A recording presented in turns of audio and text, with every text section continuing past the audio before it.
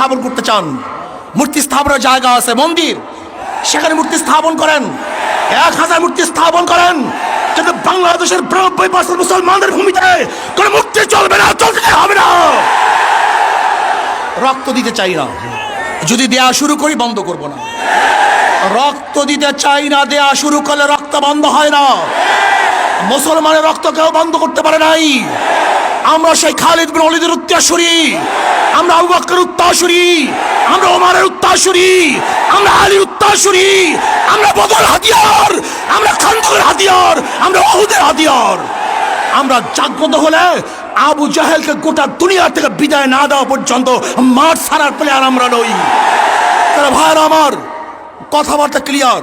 আমি প্রশাসনকে অনুরোধ করব, রক্ত দিতে চাই না, মারামারি করতে চাই না, বিচ্ছেদ করতে চাই না, বিভেদ করতে চাই না। শুধু চাই শেখ সাহেবের রুহের মাগফিরাতের জন্য এমন এক ব্যবস্থা করা হোক, সুন্দর একটা কাজ করা হোক, কিয়ামত পর্যন্ত মানুষ তার জন্য দোয়া করবে। কিন্তু আমরা রাশিয়ার লেনিনের 72 ফুট মূর্তি যদি ক্যারি দিয়ে তুলে সাগরে নিক্ষেপ করতে পারে, তাহলে আমি মনে করি শেখ সাহেবের এই মূর্তিকেও আজকে হোক কালকে হোক উঠিয়ে সেটা এই বুড়িগঙ্গায় নিক্ষেপ করবে। তখন লজ্জিত হবেন, অপমানিত হবেন। আমরা শেখ সাহেবকে অপমান করতে চাই না, তাকে লজ্জিত করতে চাই না। তার মাথার মধ্যে পাখিতে কাকে পায়খানা করবে তা আমরা দেখতে চাই না। কোন জায়গায় মূর্তি স্থাপন করতে চান? দুই পাশে মসজিদ, ডানেও মসজিদ, বামেও মসজিদ। যেখানে আল্লাহু আকবার ধ্বনি হবে, যেখানে আশহাদু আল্লা ইলাহা ইল্লাল্লাহ পড়া হবে, সেখানে নেমেই মূর্তি দেখবে, এটা আমরা দেখতে চাই না।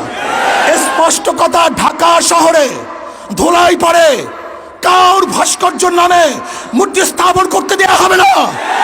যদি লড়াই করতে হয়, লড়াইতে সবাই রাজি আছেন ইনশাআল্লাহ। কে কে আছেন? নারায়ে তাকবীর, নারায়ে তাকবীর।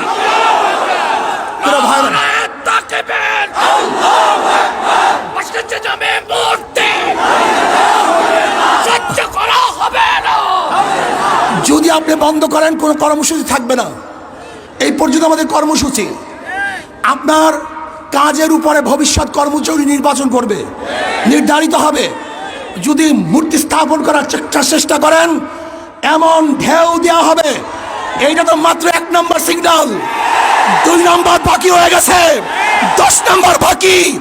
মহাবিপর্যয় কথা বাকি আছে।